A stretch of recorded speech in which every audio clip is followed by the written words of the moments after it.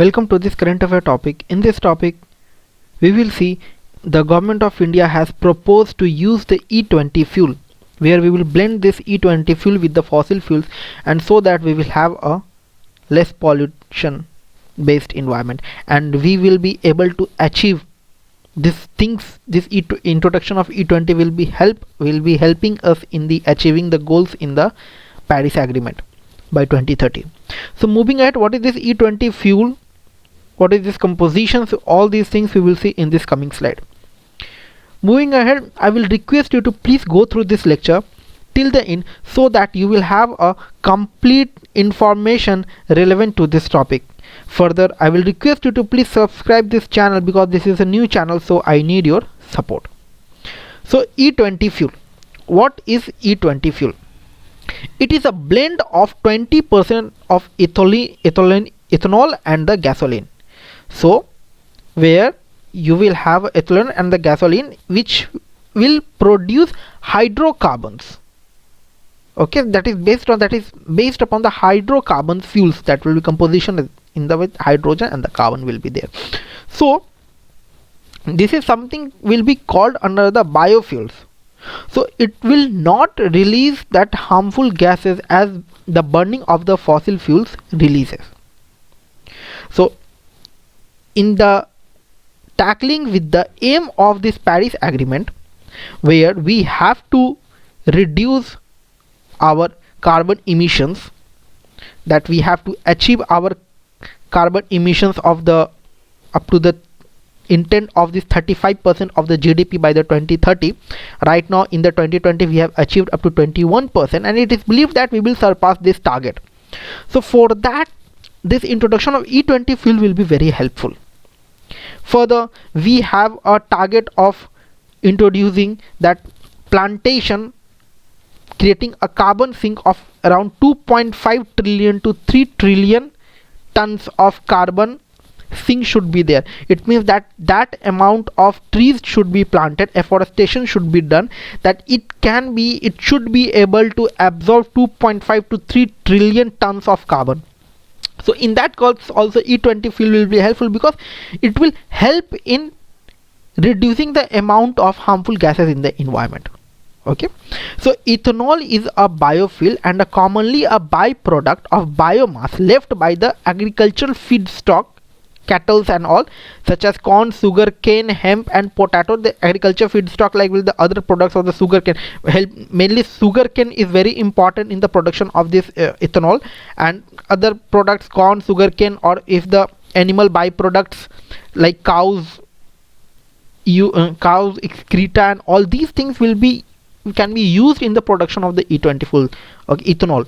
So what exactly is biofuel? Biofuel means that which will be helpful for the environment, that which is abiding by the environment rules and regulations. Okay, so what exactly is biofuel? Biofuel is a hydrocarbon fuel that is produced directly or indirectly from a organic matter.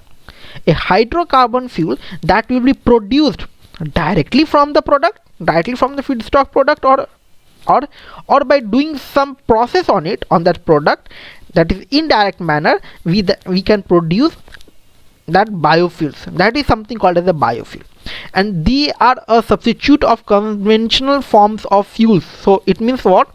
That on the place of fossil fuel we can use this biofuel, which will be environment friendly.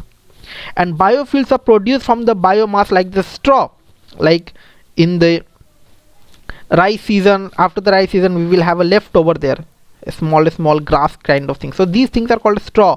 Tree barks, dried leaves, wood, which are delivered by direct combustion of dry matter and later converted into liquid and gaseous fuel. So these things can be used in production of the biofuel. So in that case, if we see that Punjab and Haryana side farmers used to burn all those leftover, so that will create a huge pollution in the Delhi regions. That creates a situation like a smog. Okay, so if the farmers are selling that byproduct, that the leftover products after the harvesting of the crops, like if for the kharif season also or for the rabi season also, if they are selling those products, they will get extra money, they will get extra beneficial financial help will be there. Further, if you see, when the sugarcane production happens from the North India also, so the amount of sugarcane being produced by the farmers, ultimately the price of the sugar get fall down, or the price of the sugarcane falls. Why? Because all of the sugar canes are going into one mill only, that is a sugar mill. So if the farmer diverts their transportation of sugarcane into one mill to the other mill, like in the other mill they will be start to producing of the ethanol and all, so ultimately the centralization will be removed, decentralization will happen, and ultimately the price of the sugarcane will be good, and the farmer will be getting benefit from that decentralization. So it is very good for farmers also if they diverts their sugarcane production into the ethanol production and all. Okay, so the wet organic matters like sewage, sludge and vegetable oil matter may also be converted into biofuels by a wet process like digestion and the fermentation, and there are three solid biofuels. That is wood, straw and the domestic refuse, which are used to provide useful heat. Okay, so if we use these three solid biofuels can be used to provide in the production of the ethanol, and this provide a heat, like when we generate those ethanol by the processing it, we will get heat from it. So they can use from that process also, they can extract some another helpful method, or they can utilize that heat for another process. So biofuels can be produced by the living organism, including edible sugars and starches from non-edible plants material, and also from algae and the microbes. That things I have telling here from the sugarcane part.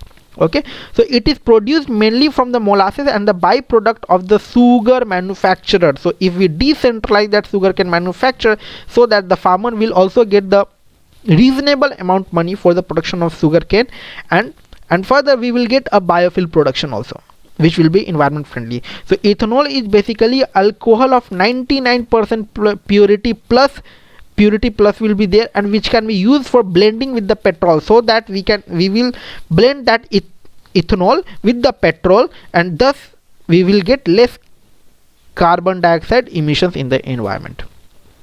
Okay, so what is the significance and details of it? The significance, the notification facilitates the government, that facilitates that we should move ahead to the E20 compliant vehicles. So this notification facilitates that the company should manufacture that vehicles that will be E20 compliant, and the sticker should be there that which this vehicle is a E20 compliant, so that an attraction will be there. So all the companies, all the people will try to buy that E20 significant vehicles. Okay, and for the petrol pump should be available for that with the E20 vehicles compliance. Okay, so the adoption of E20 fuel will be instrumental in cutting down vehicular emissions, and it will help in reducing emissions of the carbon dioxide and the hydrocarbons in the environment. It will help in reducing the amount of releasing those harmful gases. As we have said that in starting only, that we have set a target to achieve a 33 to 35% of the emission, reduce the 33 to 35% emissions of the GDP,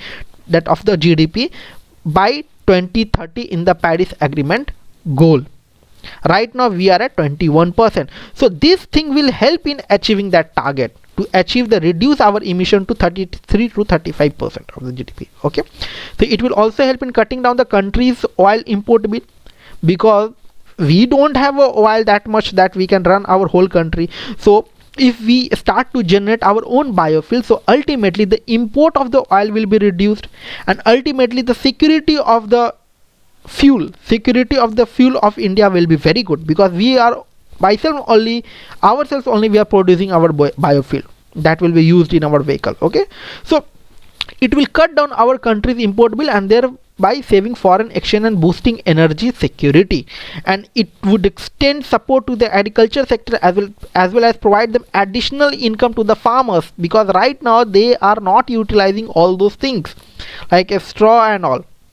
Okay, so these things will be transported in producing the ethanol. Okay, the current permissible limit of the blending of the ethanol is 10% of ethanol, and India reached only 5.6% of blending in 2019. That India reached only 5.6% of the blending with the fuels, but we have a target to achieve to the 20%. The proposal also called the display of compatibility of vehicles with the percentage of ethanol in the blend with a sticker. So there must be a sticker should be on the vehicle or in the petrol pumps that the percentage of ethanol blended with that fuel. So it will kind of advertisement kind of thing, so people will be aware, okay, no, we have to buy that E20 fuel, we want to get that sticker. So ultimately you will help in reducing the carbon emission in the you will help in further achieving our Paris Agreement goal. So we will see that parali burnings, stubble burning. I was missing that term, I was forgetting that term, stubble burning. That in the farmers of the Punjab and Haryana, they used to what? They burn the stubble, and ultimately Delhi faces the problem, and it is always a problem. It is always in the news in the month of October, November. We will see the stubble burning is always in the news. So inside that burning of that stubble, companies should be there, they will buy it. No, we want that stubble, we want to produce that ethanol. So we will divert their earnings, that farmers will get extra additional income regarding that stubble, okay, because right now they are burning it simply. So government are trying their best, like use that mulching process, so where your stubble will be act as a water retention. You will be giving less irrigation to the land if you use a stubble as a mulching kind of process. So these processes are given by the government also, and another process to use that as stubble in this production of this ethanol, okay. So the hotspot, the national policy on the biofuels has set a target of 20% of blending of the biofuels, both with the biodiesel and the bioethanol. So 20% of the ethanol will be blended with the petrols and the diesels, so that the less emissions of the carbons and the hydrocarbons and the hydrocarbons will be in the environment will be done. So the policy is aimed at taking forward to the indicative target to achieve this 20%, this objective of national policy of biofuels of the 2018. So the objective of the national policy of biofuels is to take forward the indicative target of the 20% blending of the biofuels with the fossil fuels based fuels by the 2030. It means that we have to mix this 20% ethanol with our fossil fuel based, okay. So ultimately the carbon that will be emitted from that vehicles will be very less. So the policy intends to ensure the adequate and sustained availability of domestic feedstock of biofuel production, increasing farmers' income, import reduction, employment generation, and waste to the wealth creation. So the industries will come, it will create generation of the jobs will be there, farmers will be earned, farmers will get extra income regarding the stubble burnings and other feedstock products, byproducts and all. So this policy clearly exhibits the center push towards the strengthening the energy infrastructure of the country by promoting the agenda of the sustainability. We have a sustainable goal, SDGs goal, okay. So we have to achieve that sustainable development goals by 2030 also. So this thing will help us in achieving those targets, okay. So I think you have understand this lecture very well. Please like and subscribe. This is a new channel, so I need your help in promoting this channel more. Please like and subscribe. Your subscription is a form of payment for me. If you have any doubt, if you want any on-demand video lecture, please feel free to ping on my Twitter handle. Thank you.